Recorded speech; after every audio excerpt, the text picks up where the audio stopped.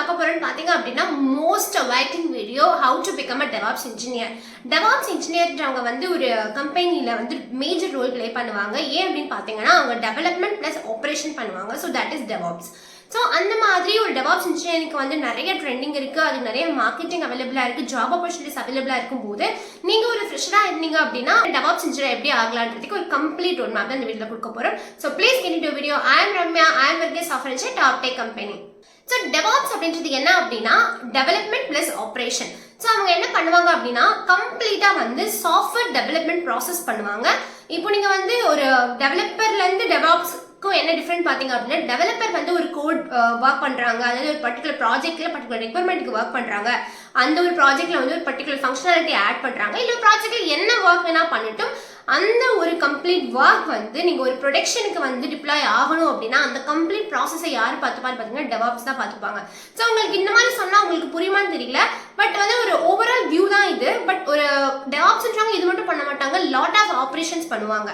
அதாவது ஒரு டெவலப்பர்ன்றவங்க வந்து லோக்கல்ல வந்து ஒரு விஷயத்தை வந்து நீங்க வந்து செக் பண்ணி பாக்குறீங்க. ஸோ நீங்களே எடுத்துக்கோங்க, உங்க ப்ராஜெக்டை வந்து நீங்க வந்து ஒரு உங்களோட லோக்கல்ல நீங்க செக் பண்ணி பாக்குறீங்க, உங்க லேப்டாப்ல நீங்க செக் பண்ணி பாக்குறீங்க. பட் இது எல்லாருமே இதை பார்க்கணும் அப்படின்னா நீங்க ஹோஸ்ட் பண்றீங்க இல்லையா? ஸோ பெரிய என்டர்பிரைஸ்ல வந்து இதே மாதிரியான சேஞ்சஸ் பண்ணும்போது அவங்க வந்து ஒரு ஹோஸ்ட் பண்ணுவாங்க இல்லையா? அந்த ஹோஸ்ட் பண்ணும்போது அவங்க நிறைய என்விரான்மெண்ட்ல ஹோஸ்ட் பண்ணுவாங்க, டைரக்டா ப்ரொடக்ஷனுக்கு ஹோஸ்ட் பண்ண மாட்டாங்க. ஒரு சேஞ்சஸ்ன்றது வந்து ஒரு என்விரான்மெண்ட்ல வந்து டைரக்டா வந்து டிப்ளாய் பண்ண மாட்டாங்க, அதுக்கு மல்டிபிள் என்விரான்மெண்ட்ஸ் இருக்கு. ஏன்னா ஒரு பெரிய கம்பெனிஸ்ல வந்து நிறைய என்விரான்மெண்ட்க்கு அப்புறம் தான் அது ப்ரொடக்ஷன் என்விரான்மெண்ட்க்கு போகும். ஸோ ஃபர்ஸ்ட் என்விரான்மெண்ட் எதுன்னு பாத்தீங்க அப்படின்னா யூஐடி என்விரான்மெண்ட் சொல்லுவாங்க, அது யூசர் வந்து அக்சஸ் பண்றதுக்கான என்விரான்மெண்ட். இப்போ நீங்க வந்து ஒரு சேஞ்சஸ் பண்ணிருக்கீங்க, நீங்க டெவலப்பர் ஆயிட்டு ஒரு சேஞ்சஸ் பண்ணிருக்கீங்க அப்படின்னா அந்த சேஞ்சஸ் வந்து ஒரு பர்டிகுலர் யூசர்ஸ் மட்டும் பார்க்கட்டும் அந்த லாகின் வச்சு அப்படின்னா அது யூஐடின்னு சொல்லுவாங்க. ஸோ யூஐடில என்விரான்மெண்ட் நீங்க டிப்ளாய் பண்ணக்கு அப்புறம் அது எங்கே போகும்னு பாத்தீங்க அப்படின்னா QAக்கு போகும். QA என்விரான்மெண்ட் என்னன்னா குவாலிட்டி அனலைஸ் பண்ணுவாங்க. ஸோ அங்க வந்து பல டெஸ்டிங் நடக்கும். அந்த டெஸ்டிங்க்கு அப்புறம் இதெல்லாம் ஓகே ஆகுது, எல்லா கைண்ட் ஆஃப் டெஸ்டிங்கும் பண்ணுவாங்க, integration testing, regression testing, unit testing எல்லாமே பண்ணி முடிச்சதுக்கு அப்புறம் ஓகே இந்த கோடால ஆல்ரெடி இருக்கிற எந்த ஃபங்க்ஷனாலிட்டியுமே அடி வாங்காது, எல்லாமே கரெக்டா இருக்கு, ப்ராப்பரா இருக்குன்ற பட்சத்துல அது வந்து ப்ரொடக்ஷனுக்கு வந்து லைவ் பண்ணுவாங்க. அந்த ப்ரொடக்ஷன்றது வந்து எல்லாருமே பப்ளிக்கா யூஸ் பண்றது. ஸோ இந்த மாதிரியான கம்ப்ளீட் ப்ராசஸ் இருக்கு. இந்த ப்ராசஸ் எல்லாம் யார் வந்து டேக் அவுட் பண்ணிப்பாங்கன்னு பாத்தீங்க அப்படின்னா DevOps தான். ஸோ இந்த டெவலப்மெண்ட் பிளஸ் ஆப்ரேஷன் பண்றவங்க தான் இந்த கம்ப்ளீட் டிப்ளாய்மெண்ட் ஒர்க்ஸ் எல்லாம் பார்த்துப்பாங்க. ஸோ இப்போ உங்களுக்கு DevOps பத்தி ஓரளவுக்கு நாலேஜ் வந்துருக்குன்னு நினைக்கிறேன். ஏன்னா இது உங்களுக்கு ஃபர்ஸ்ட் வீடியோ இல்லையா? ஸோ இந்த வீடியோல உங்களுக்கு எல்லாமே கவர் பண்ண முடியாது, பட் உங்களுக்கு ஸ்மால் நாலேஜ் ஆஃப் அண்டர்ஸ்டாண்டிங் வந்தாவே கம்ப்ளீட் ஃபைன் தான். நீங்க உள்ள படிக்க உங்களுக்கு வந்து கம்ப்ளீட்டா அண்டர்ஸ்டாண்ட் ஆயிடும். ஸோ இப்போ DevOps என்னன்னு தெரிஞ்சிருச்சு. DevOps பத்தி படிக்கிறதுக்கு முன்னாடி நீங்க CI/CD என்னன்னு தெரிஞ்சுக்கணும். CI அப்படின்னா என்னன்னா கண்டினியூஸ் இன்டெகிரேஷன். உங்களோட கூட டெவலப்பர்ஸ் ரைட் பண்ண கோட வந்து நீங்க வந்து ஒரு ரெபாசிட்டரிக்கு புஷ் பண்றீங்க பாத்தீங்களா, அது வரைக்கும் இன்டெகிரேட் பண்றதுக்கு பேர் வந்து கண்டினியூஸ் இன்டெகிரேஷன். CD அப்படின்றது வந்து கண்டினியூஸ் டிப்ளாய்மெண்ட்ஸ். அதாவது நீங்க ஒரு சோர்ஸ் கோடுக்கு ஆல்ரெடி வந்துருச்சு, அதாவது ரெபாசிட்டரிக்கு வந்து கோட் வந்துருச்சு, அந்த ரெபாசிட்டரிக்கு வர கோட அந்த என்விரான்மெண்ட்ஸ்க்கு புஷ் பண்ணணும்.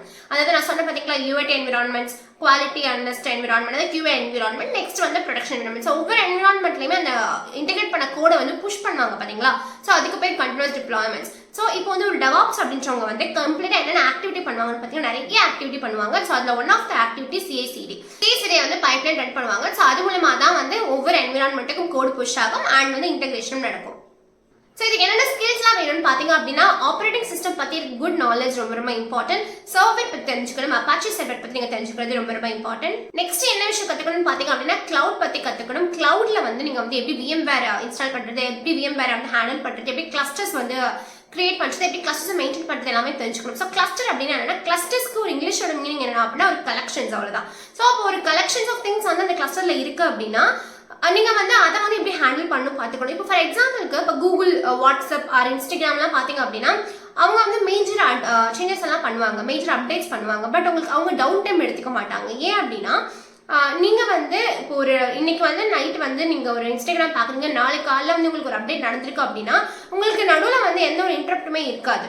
பட் ஏன் அவங்கன்னா அவங்க டவுன் டைம் எடுக்கிறது இல்லை, ஏன்னா அவங்களுக்கு நிறைய கிளஸ்டர்ஸ் இருக்கும், அந்த எல்லா கிளஸ்டர்ஸ்லையுமே சேம் டேட்டாஸ் இருக்கும். ஸோ ஒரு கிளஸ்டர்ல அப்டேட் நடக்கும்போது அவங்க இன்னொரு கிளஸ்டருக்கு சேஞ்ச் பண்ணி விட்டுருவாங்க, ரவுட் பண்ணி விட்டுருவாங்க. ஸோ உங்களுக்கு அந்த கிளஸ்டர் நீங்கள் யூஸ் பண்ணாலும் உங்களுக்கு ஆல்ரெடி இருக்கிற எந்த ஃபங்க்ஷனாலிட்டியுமே அடி வாங்காது. ஸோ அவங்க நியூவாக பண்ணுற சேஞ்சஸ் வந்து அந்த கிளஸ்டரில் இருக்கும். ஸோ ஒன்ஸ் அவங்க வந்து எல்லா சேஞ்சஸுமே பண்ணி முடிச்சிட்டாங்க, டெஸ்டிங்லாம் பண்ணிட்டாங்க அப்படின்னா அந்த கிளஸ்டர்ஸ்க்கு டேரெக்டாக சேஞ்ச் பண்ணிடுவாங்க. நீங்கள் வந்து உங்களோட வாட்ஸ்அப்பில் பார்க்கும்பொழுது நியூ அப்டேட் ஆட்டோமேட்டிக்காக வந்திருக்கும், எந்த ஒரு டவுன்டமே இல்லாமல்.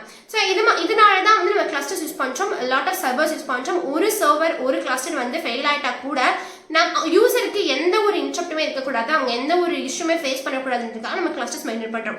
கிளவுட்ல என்ன கற்றுக்கலான்னு பார்த்தீங்க அப்படின்னா GCP இருக்கு, Azure இருக்கு அண்ட் AWS இருக்கு. மூணுத்துல நீங்க வந்து எது வேணா கத்துக்கலாம். இப்போ Azure அண்ட் AWSக்கு நிறைய வந்து டிமாண்ட் ஜாஸ்தி. ஸோ நீங்க அதுவுமே எக்ஸ்ட்ரா படிச்சுக்கலாம். கூகுள் தான் எனக்கு பிடிச்சிருக்கும், GCP தான் படிக்க போறனாலும் வெல் அண்ட் குட், அதுவுமே நீங்க படிக்கலாம்.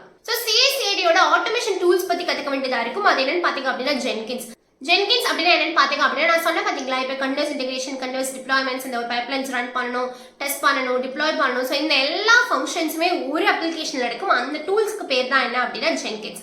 இந்த ஜென்கின்ஸ்க்கு நிறைய டூல்ஸ் யூஸ் பண்ணுவாங்க, பட் ஜென்கின்ஸ் வந்து கொஞ்சம் ஃபேமஸா இருக்கும். இந்த ஜென்கின்ஸ் எங்க போய் கத்துக்கலாம்னு பாத்தீங்க அப்படின்னா சிம்பிளி லேர்ன்ஸ் ஒரு யூடியூப் சேனல் இருக்கு, அங்க போய் நீங்க கத்துக்கலாம். இல்லைன்னா எடுவரைக்கால போய் கத்துக்கலாம்.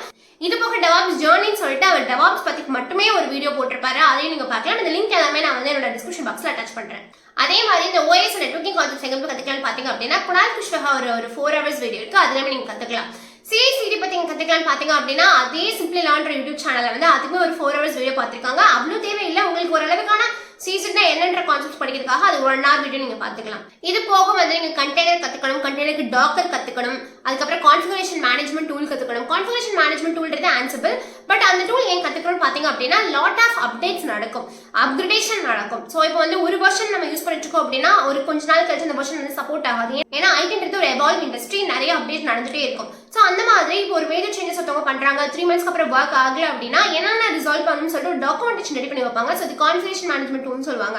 ஸோ இந்த மாதிரியான ஒர்க்குமே டெவாப்ஸ் தான் பார்ப்பாங்க. ஸோ அதுவுமே நீங்க கத்துக்க வேண்டியதா இருக்கும். ஸோ இந்த Ansible எங்க கத்துக்கலாம்னு பாத்தீங்க அப்படின்னா அந்த Ansible டாக்கர் ரெண்டுமே வந்து அந்த டெவாப்ஸ் ஜர்னி என்ற யூடியூப் சேனல்ல வந்து நீங்க ஃபுல்லா கத்துக்கலாம். ரொம்ப சூப்பரா போட்டிருப்பாரு அந்த யூடியூப் சேனல், நானும் பார்த்திருக்கேன். ஸோ நீங்க அதுல படிக்கிறது ரொம்ப இம்பார்ட்டன்ட், அதோட லிங்க் வந்து டிஸ்கிரிப்ஷன் பாக்ஸ்ல அட்டாச் பண்றேன்.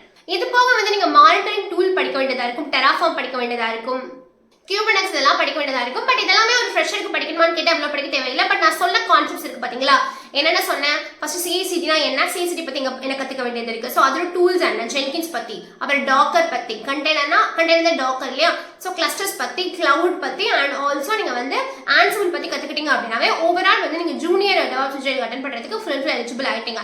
ஸோ இது மட்டும் போதுமான்னு கேட்டீங்க அப்படின்னா இது வந்து போதாது. டெவாப்ஸோட முக்கியமான விஷயமே வந்து ஆட்டோமேஷன்ஸ் தான்.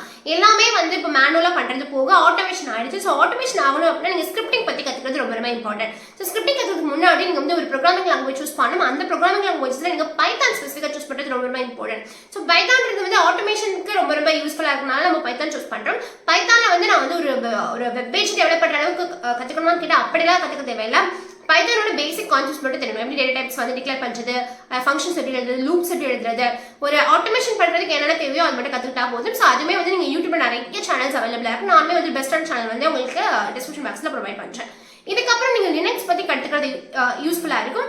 லினக்ஸே கத்துக்கணும் அப்படின்னா ஷெல் ஸ்கிரிப்டிங் கத்துக்கணும், அப்பதான் ஆட்டோமேட் பண்ண முடியும். ஸோ ஷெல் ஸ்கிரிப்டிங் கத்துக்கிறதுக்கு முன்னாடி லினக்ஸ் பத்தி கத்துக்கிட்டீங்க அப்படின்னா அந்த கமாண்ட்ஸ் வந்து உங்க ஷெல் ஸ்கிரிப்டிங்க்கு ரொம்ப யூஸ்ஃபுல்லா இருக்கும். ஸோ இதுதாங்க ஓவரால் வந்து டெவாப்ஸோட ஜர்னி. ஸோ டெவாப்ஸ் இந்த எல்லாமே கவர் பண்ணீங்க அப்படின்னா நீங்க வந்து ஒரு டெவாப்ஸோட ப்ரோ ஆயிடலாம், ஜூனியர் ப்ரோ ஆயிடலாம். ஸோ இதெல்லாம் நீங்க எப்படி கத்துக்கணும், எங்க கத்துக்கணும் நான் சொல்லி முடிச்சிட்டேன். இதுக்கு வந்து ஒரு குட் அமௌண்ட் ஆஃப் டைம் நீங்க ஸ்பெண்ட் பண்ணி ஆகணும். இது எல்லாமே நீங்க கொஞ்சம் இன்டெப்தா படிச்சுதான் உங்களுக்கு புரியும். ஸோ அதனால வந்து இது ஒரு good amount of time spend பண்ணி படிங்க. இது ஒரு 3 to 4 monthsனாலும் பரவாயில்ல. இதை எடுத்துட்டு படிக்கும்பொழுது தான் உங்களுக்கு வந்து அண்டர்ஸ்டாண்டிங் இருக்கும். டக்கு படிச்சு முடிச்சுட்டு போயிட்டீங்கன்னா எதுவுமே ஏன் இது வந்து கிரியேட் ஆயிருக்கு, ஏன் இது பண்றோம் அப்படின்னு உங்களுக்கு எதுவுமே புரியாது. ஈச் அண்ட் எவ்ரி திங் நீங்க வந்து பண்றது வந்து ப்ராக்டிஸ் பண்ணி பண்ணுங்க, அதுதான் ரொம்ப ரொம்ப இம்பார்ட்டண்டா இருக்கும். ஸோ உங்களுக்கு இந்த வீடியோ ரொம்ப யூஸ்ஃபுல்லாக இருந்துச்சுன்னா ப்ளீஸ் கமெண்ட் பண்ணுங்க உங்களுக்கு நெக்ஸ்ட் என்ன மாதிரி வீடியோ வேணும்னு சொல்லிட்டு.